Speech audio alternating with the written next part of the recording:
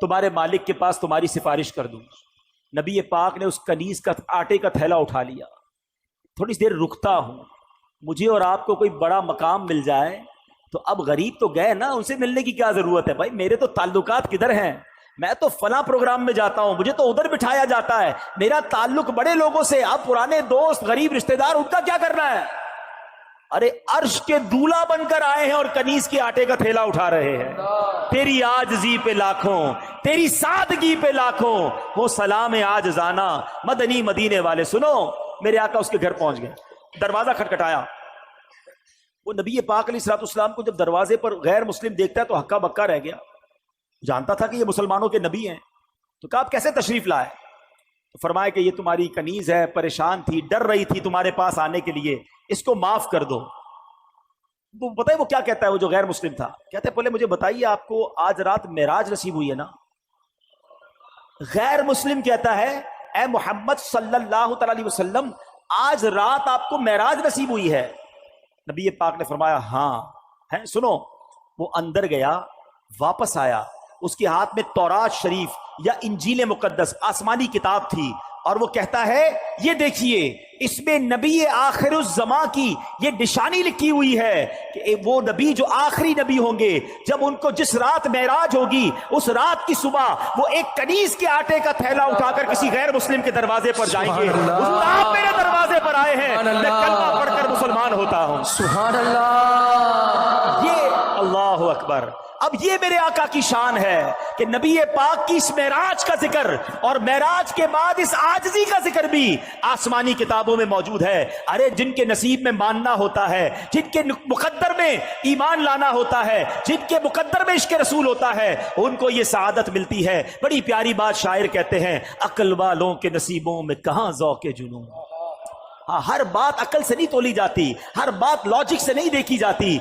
अकल वालों के नसीबों में कहां ज़ौक़े जुनून, इश्क वाले हैं जो हर चीज लुटा देते हैं। जैसे मेरी सरकार के बोलो ऐसा नहीं कोई,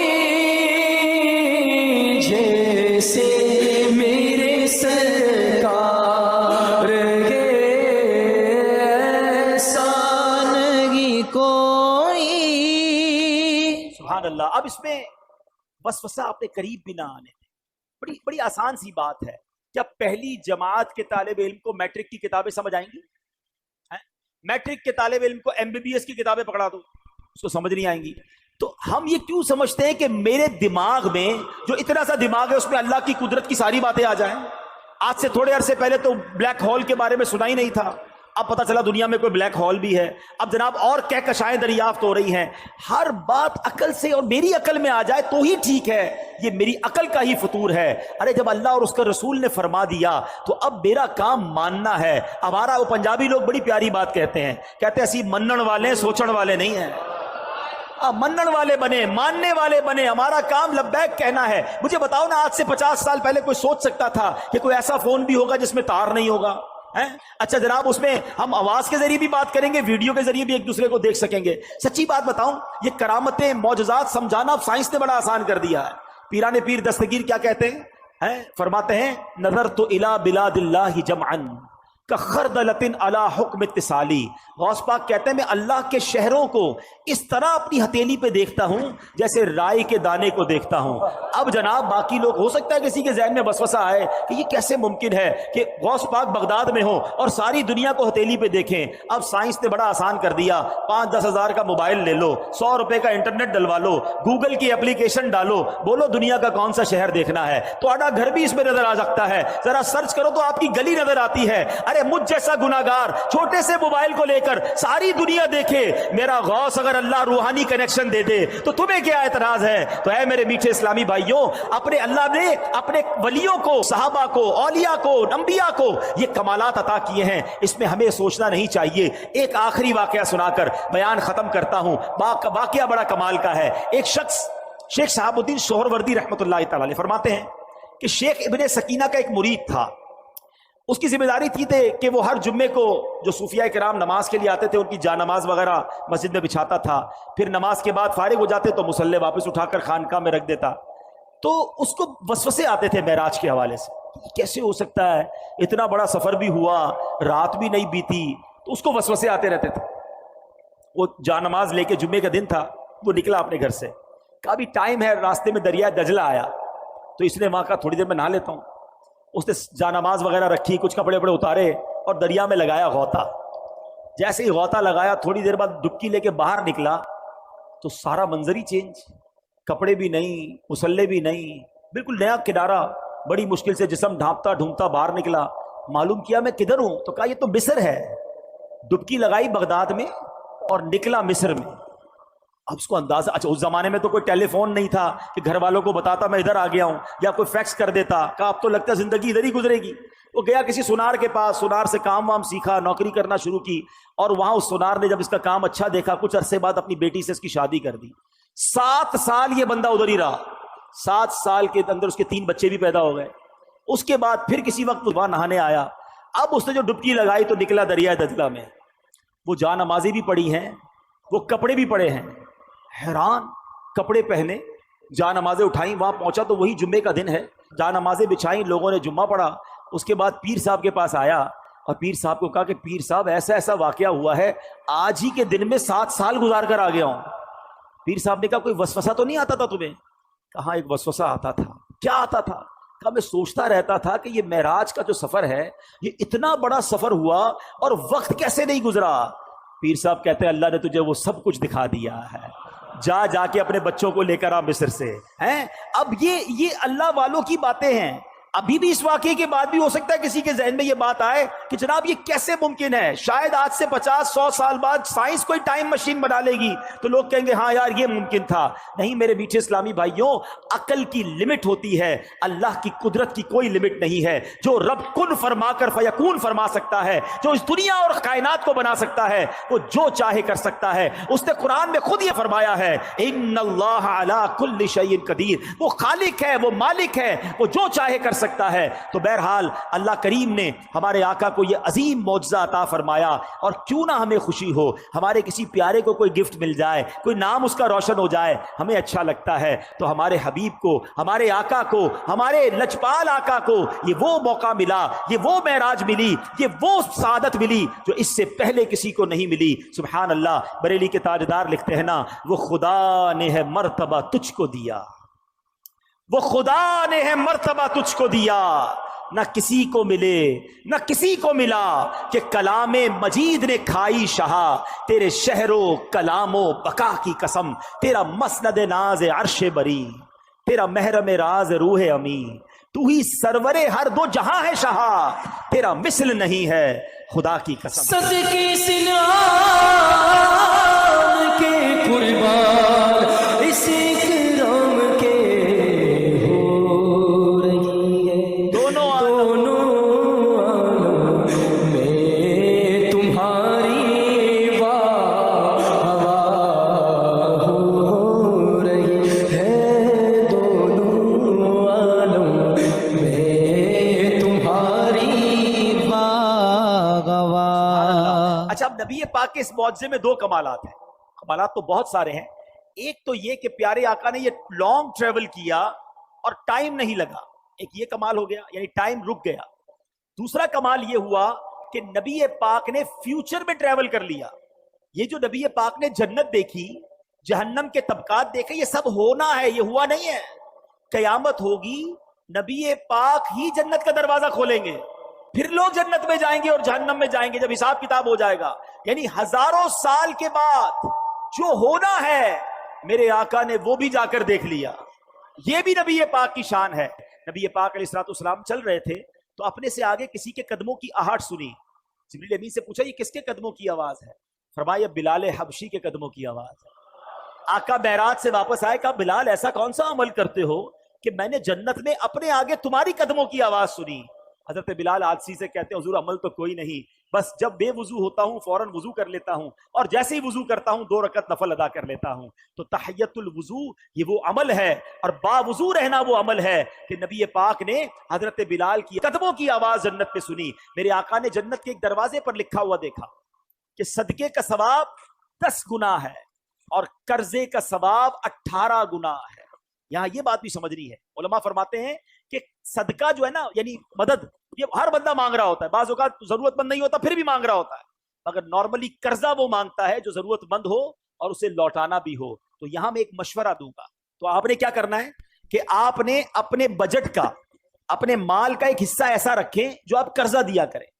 آپ قرضے کا سسٹم بنائیں. آپ کی فیکٹری ہے, دکان ہے, مشورہ دیتا ہوں خاص طور پہ جو آپ کے جاب کرتے ہیں, انہوں نے کہاں جانا ہے, ان کو قرضہ دیں, ہر مہینے ان سے آپ کاٹتے رہیں. لیکن کیا ہوگا, اس کی فضیلت سنیے, حدیث پاک میں ہے, اس کا مضمون ہے کہ اگر کوئی بندہ کسی کو قرضہ دے, مثال کے طور پہ آپ نے کسی کو 50,000 روپے, لاکھ روپے قرضہ دیا ایک مہینے کے لیے, تو حدیث پاک کے مضمون کے مطابق اسے روزانہ 1 لاکھ صدقہ کرنے کا ثواب ملے گا. اعلیٰ حضرت فرماتے ہیں میں روزانہ اتنے 1,000 روپے کا صدقہ کرتا ہوں, ثواب کماتا ہوں. کہا کیسے؟ کہ میں نے اتنے 1,000 روپے قرضہ دیا ہوا ہے, مجھے روز اتنے پیسے صدقہ کرنے کا ثواب ملتا ہے. اچھا جب وہ ٹائم آ جائے, یعنی آپ نے 1 مہینے کے لیے دیا, اب وہ بندہ کہتا ہے ذرا مجھے 1 مہینے کا اور موقع دے دیں. آپ کو لگتا ہے بندہ ٹھیک ہے, گڑبڑ نہیں کر رہا, پریشان ہے, 1 مہینے کا اور موقع دے دیں. اب حدیث پاک کے مضمون کے مطابق آپ کا ثواب روزانہ ڈبل ہو جائے گا. اب روز 2 لاکھ روپے صدقہ کرنے کا ثواب ملے گا. تو اللہ نے اگر آپ کو مال دیا ہے تو کچھ پیسے الگ رکھیں, اس سے قرضہ دیا کریں, پیسے آ جائیں پھر کسی کو ضرورت مند کو قرضہ دیں, تاکہ یہ جو فضیلت ہے کہ آپ کو صدقے کا ثواب 10 گنا, قرضے کا ثواب 18 گنا ہے. ہاں یہ ضرور ہے کہ آپ اپنی پیسوں کی واپسی کا پراپر انتظام رکھیں. اور دیکھیں ہمارا مذہب کتنا کمپلیٹ ہے, جہاں قرضہ دینے والے کو کہا جا رہا ہے کہ قرضہ دو, نرمی کرو, وہاں قرضہ لینے والے کو کیا کہتا ہے کہ وقت پر قرضہ لوٹاؤ, ورنہ ایک ایک لمحہ تمہارے گناہوں کا میٹر جاری رہے گا. تو جس پر قرضہ ہے نا وہ فوراً پیسے لوٹائے, کچھ بیچ کر بھی دینا پڑے تو دے. کیونکہ آپ کو یاد ہوگی وہ حدیث کہ ایک صحابی کا جب وصال ہوا تو نبی پاک نے جب بتایا گیا کہ یہ قرضہ ہے ان کے اوپر, تو آقا نے فرمایا میں ان کی نماز جنازہ نہیں پڑھوں گا. نبی پاک نے جنازہ پڑھنے سے منع کر دیا. پھر کسی نے قرضہ اتار دیا یا اپنے ذمے لیا, پھر نبی پاک نے نماز ادا فرمائی. تو یہاں یہ سیکھنے کو ملا کہ قرضہ دینے کا ثواب ہے, مگر قرضہ لینے والا وقت پر قرضہ لوٹائے. یہاں ایک بڑا پرابلم ہے کہ جو قرضہ لیتا ہے اس کا اسٹائل ہی چینج ہو جاتا ہے. پہلے منتیں کر رہا تھا, حضور دے دیں, آپ کی فکر ہی نہ کریں, آپ کے پیسے ٹائم پہ دے دوں گا. اس کے بعد نہ فون اٹھاتا ہے نہ وہ ملتا ہے, بلکہ باتیں بھی عجیب عجیب کر رہا ہوتا ہے. ایسا اب نہ کریں, کیونکہ چند غلط لوگوں کی وجہ سے اب لوگوں نے قرضہ دینا ہی چھوڑ دیا ہے. اور یہ قرضہ ختم ہونا جو ہے نا, یہ سود کی طرف لوگ چلے گئے. کہتے بھائی میں تمہیں پیسے دوں گا, مجھے کیا ملے گا. بے رحم ہو جاتا ہے انسان. سود اتنا برا عمل ہے کہ یہ انسان کو پیسے سے ایسی محبت کروا دیتا ہے کہ وہ بے رحم ہو جاتا ہے. مسلمان مرتا ہے تو مر جائے, کہتا ہے میں پیسے دوں گا, مجھے کیا ملے گا. نہیں, ضرورت مند کی مدد کرو, انشاءاللہ تمہیں وہ اجر ملے گا جو قیامت کے دن تمہارا بیڑا پار کر دے گا. ٹھیک ہے, تو یہ اسی طرح اب نبی پاک نے جو جہنم میں ملاحظات کیے, یہ ذرا اس میں چند باتیں سن لیں پھر بیان کو ختم کرتے ہیں. کہ پیارے آقا علیہ الصلوۃ والسلام نے جہنم میں ایسے لوگوں کو دیکھا کہ ان کے پیٹ بڑے بڑے کمروں کی مانند ہیں. فرمایا یہ کون ہیں؟ تو بتایا گیا یہ سود کا کام کرنے والے ہیں. خدا کے واسطے اس سے توبہ کر لو, نکل آؤ. سود کے اندر جو غرق ہوا وہ برباد ہی ہوگا. یہ اللہ سے جنگ کرنا ہے. لوگ کہتے کیا کروں, کاروبار ختم ہو جائے گا. ارے تم رب سے جنگ کر رہے ہو, سب کچھ ایسے ہی ختم ہو جائے گا. ادھر ختم نہیں ہوگا تو آخرت میں کیسے جواب دو گے؟ کسی بھی صورت سود کے قریب نہ جائیں. معراج کی رات یہ عذابات کیوں دکھائے گئے؟ اللہ کے حبیب دیکھ کر آئیں اور آ کر اپنی امت کو بتائیں, انہیں ڈرائیں. مگر یہ امت ہے کہ انہیں پتہ بھی ہے پھر بھی یہ کام کر رہے ہوتے ہیں. نبی پاک نے دیکھا کچھ لوگ مردار کھا رہے ہیں. فرمایا یہ کون ہے؟ جبریل امین نے کہا حضور یہ لوگوں کی غیبت کرتے تھے. جو غیبت کرتے ہیں, دوستوں میں بیٹھ کر لگائی بجھائی اس کی برائیاں, خدا کے واسطے نہ کریں. یہ بہت بڑا گناہ اور جہنم میں لے جانے والا کام ہے. اللہ سلامت رکھے امیر اہل سنت کو. یہ بار بار ایسے ہی نعرے نہیں لگائے جاتے دعوت اسلامی میں کہ غیبت کے خلاف جنگ جاری رہے, غیبت سے بچنا ہے. آگے چلیں. نبی پاک علیہ الصلوۃ والسلام نے دیکھا کہ کچھ عورتوں اور مردوں کو دیکھا جن کو ان کی چھاتی کے ساتھ لٹکایا گیا. فرمایا کون ہے یہ؟ کہا کہ حضور یہ منہ پر عیب لگانے والے اور پیٹھ پیچھے برائی کرنے والے. اللہ اکبر. نبی پاک نے ایسے بھی لوگوں کو دیکھا کہ جن کے ہونٹ پکڑ پکڑ کر گل پھاڑے جا رہے ہیں, پھر وہ ٹھیک ہو جاتے ہیں. عرض کیا کہ جھوٹ بولنے والے, بات بات پر جھوٹ بولتے, کیسے برداشت کریں گے؟ ایسے لوگوں کو دیکھا کہ جن کے سر کچلے جا رہے ہیں, پھر ٹھیک ہو جاتے ہیں, پھر بڑے پتھر سے کچلے جاتے ہیں. فرمایا کون ہے یہ؟ کہا حضور نماز کے وقت ان کے سر بوجھل ہو جاتے تھے. آج کسی کو کہو نماز کے لیے چلو, کہ آپ چلیں, میں ذرا طبیعت ٹھیک نہیں ہے, میں ذرا تھکا ہوا ہوں, میں بعد میں پڑھ لوں گا. نماز کے نام سے سر بوجھل ہو جاتا ہے. توبہ کیجیے, نماز کے لیے ایکٹیو ہو جائیے, جہاں ہم نے واقعہ معراج سنا، دلوں کو خوشی ملی، وہاں اپنی لائف میں، اپنی زندگی میں تبدیلی بھی لائیں۔ اللہ کرے کہ آج کی رات ہماری زندگی کا ٹرننگ پوائنٹ بن جائے۔ آپ کو کوئی کہے کہ یار تم نے تو جھوٹ بولنا چھوڑ دیا، تو آپ کہیں کہ نبی پاک کی معراج آئی، اس خوشی میں نے جھوٹ سے توبہ کر لی۔ یار آپ ماشاءاللہ فجر میں بھی نظر آ رہے ہیں، 5 نمازیں پڑھ رہے ہیں، الحمدللہ میرے آقا کو معراج کی رات نماز کا تحفہ ملا، میں نے 5 وقت نماز پڑھنے کی نیت کر لی۔ یہ مزہ ہے نا کہ آپ کی زندگی میں یہ شب معراج بدلاؤ کیا لائی، کہ آپ نے سود چھوڑا، آپ نے حرام چھوڑا، اور پھر دیکھیں میرے آقا کی بارگاہ میں جب آپ یہ تحفہ پیش کریں گے کہ حضور آپ کی معراج کی خوشی میں نے ان برے کاموں سے توبہ کی اور اب باقی زندگی انشاءاللہ آپ کی سنت کے مطابق اور دین کے احکام کے مطابق گزاروں گا، تو پھر ہم تو غلام ہیں نا۔ غلام اپنی حیثیت کے مطابق تحفہ دیتا ہے اور بادشاہ اپنے کرم کے مطابق دیتا ہے۔ پھر جب نبی پاک عطا فرمائیں گے تو ہماری جھولیاں بھر دیں گے۔ تو ہے میرے میٹھے اسلامی بھائیوں، آج نیت کر لیں انشاءاللہ کہ آج کے بعد حرام روزی کے قریب بھی نہیں جائیں گے انشاءاللہ۔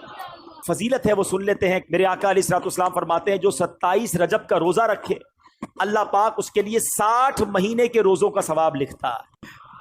حضرت سلمان فارسی رضی اللہ تعالیٰ عنہ روایت کرتے ہیں کہ پیارے آقا علیہ الصلوۃ والسلام نے ارشاد فرمایا رجب میں ایک دن اور رات ہے، جو اس دن کا روزہ رکھے اور رات کو عبادت کرے تو گویا اس نے 100 سال کے روزے رکھے اور 100 سال شب بیداری کی، اور یہ رجب کی 27 تاریخ ہے۔ حدیث پاک میں ہے کہ رجب میں ایک رات ہے کہ اس میں نیک عمل کرنے والے کو 100 سال کی نیکیوں کا ثواب ملتا ہے۔ وہ رجب کی 27ویں رات ہے جو اس رات میں 12 رکعت پڑھے، غور سے سن لیں، اور ہر رکعت میں سورہ فاتحہ اور اس کے بعد کوئی بھی سورت ملا لے، اور ہر 2 رکعت پر التحیات پڑھے، اور پوری 12 رکعت پڑھنے کے بعد سلام پھیرے، یعنی ایک ہی سلام سے پڑھنی ہے 12 رکعتیں، ہر 2 رکعت بعد التحیات پڑھ کے پھر کھڑے ہو جائیں، سورہ فاتحہ کے ساتھ کوئی بھی سورت ملا لے، بہتر ہے 3 بار سورہ اخلاص پڑھ لیں، ٹھیک ہے۔ اب جب 12 رکعتیں پوری ہو جائیں تو پھر آپ نے 3 تسبیحاں پڑھنی ہیں۔ 100 بار کیا پڑھنا ہے؟ سبحان اللہ والحمد للہ ولا الہ الا اللہ واللہ اکبر، یہ 100 بار پڑھیں۔ پھر 100 بار استغفار پڑھ لیں، استغفر اللہ استغفر اللہ ربی من کل ذنب واتوب الیہ، یہ پڑھ لیں، اور پھر 100 بار درود پاک پڑھ لیں۔ جب یہ وظیفہ کمپلیٹ ہو جائے تو نبی پاک فرماتے ہیں اپنی دنیا اور آخرت کے لیے جس چیز کے بارے میں دعا مانگے گا اور صبح کو روزہ رکھے گا، اللہ پاک اس کی سب دعائیں قبول فرمائے گا، سوائے اس دعا کے جو گناہ کے لیے ہو۔ معاذ اللہ اگر کوئی اپنے گناہ کے کام کے لیے دعا کرے گا تو وہ قبول نہیں ہوگی۔ اللہ پاک ہم سب کو عمل کرنے کی توفیق عطا فرمائے، آمین بجاہ النبی امین صلی اللہ